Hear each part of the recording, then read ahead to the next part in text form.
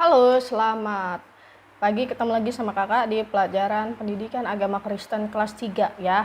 Kakak akan jelaskan bahwa sekali lagi bahwa materi kita sudah selesai ya, sudah habis di buku agama kelas 3. Nah, kali ini kakak akan membacakan sebuah kisah ya. Sebuah kisah, kalian simak baik-baik, nanti akan ada 5 soal yang kakak kasih di grup WA. Daud dan Goliat. Tuhan berkata kepada Samuel, "Pergilah ke rumah Isai, salah satu anaknya akan menjadi raja yang baru." Samuel pergi ke rumah Isai. Saat dia melihat anak laki-laki Isai yang paling tua, dia mengira bahwa anak itu akan menjadi raja. Tetapi Tuhan memberitahu bahwa bukan anak itu yang dipilih. Kata Tuhan, "Yang aku lihat itu hatinya, bukan penampilannya." Isai membawa 6 anak laki-lakinya yang lain kepada Samuel. Tapi Samuel berkata, "Bukan mereka yang Yehuwa pilih, bukan mereka yang Tuhan pilih. Apa masih ada lagi?" Isai menjawab, "Ada satu lagi yang paling kecil, namanya Daud. Dia sedang menjaga domba." Ketika Daud datang, Tuhan berkata kepada Samuel, "Dialah yang aku pilih." Samuel mengangkat dia sebagai raja yang baru dan menuangkan minyak di kepalanya. Belakangan, orang Israel akan berperang dengan orang Filistin. Orang Filistin punya prajurit raksasa bernama Goliat. Setiap hari, Goliat mengejek orang Israel. Dia berteriak, "Pilihlah satu orang untuk melawan saya. Kalau orang itu menang, kami akan menjadi budak kalian. Tapi kalau saya yang menang, kalian yang akan menjadi budak kami." Daud datang ke perkemahan pasukan Israel untuk membawa makanan bagi kakak-kakaknya yang menjadi prajurit. Dia mendengar kata-kata Goliat itu dan mau melawan Goliat. Tapi Raja Saul berkata, "Kamu ini masih kecil." Daud menjawab, "Tuhan akan membantu saya." Saul memberi Daud baju perangnya, tetapi Daud berkata, "Saya tidak bisa pakai ini." Maka Daud membawa umbannya, yaitu alat untuk melempar batu. Ya, umban itu bisa disebut juga kalau sekarang ketapel, dan pergi ke sungai.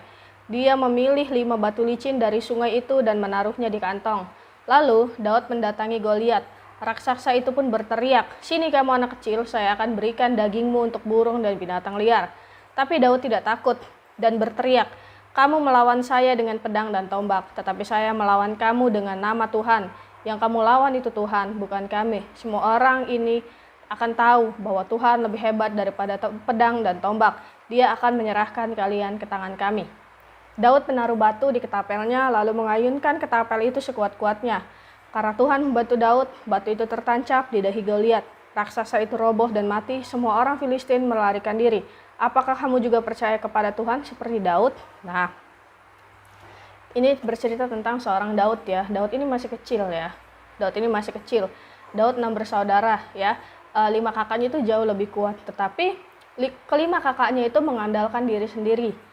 Nah, yang membuat Tuhan sayang kepada Daud adalah Daud ini mengandalkan Tuhan di dalam setiap apapun yang dia kerjakan ya.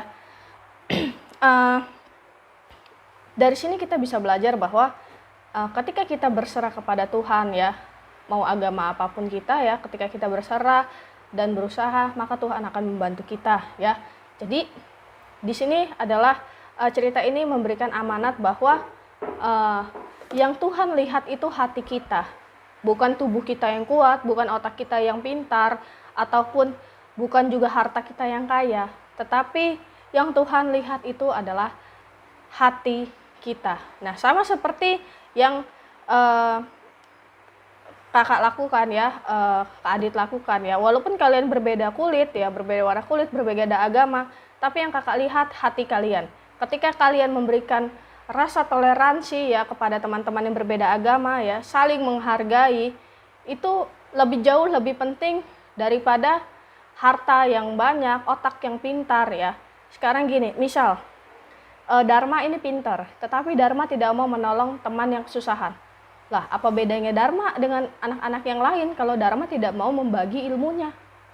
Ya kan? Nah, itu ya. Jadi dari cerita ini kita belajar bahwa bukan kekayaan, bukan otak yang pintar, bukan juga tubuh yang cantik ganteng ya, wajah yang cantik ganteng, tubuh yang tinggi ya, kulit yang halus, tetapi yang dilihat Tuhan adalah hati. Sama seperti kita ketika berteman ya dengan orang. Misalnya kalau teman kita itu sombong ya, misalnya sombongnya karena punya mobil atau punya HP yang bagus, pasti dia bilang, ih HP kamu mah jelek. Pasti kalian tidak mau berteman dengan orang yang seperti itu. Kalau misalnya Daud ada di kehidupan sekarang, kakak pengen banget temenan sama Daud. Karena Daud tidak pernah memilih-milih teman. Siapapun dia temani, siapapun dia pedulikan, ya. Bahkan kakak-kakaknya pun yang setiap hari mengejek dia, yang setiap hari menganggap dia seperti pembantu, ya, disuruh ini, disuruh itu. Daud tetap sayang kepada kakak-kakaknya. Nah, itulah yang Tuhan inginkan dari kita, ya.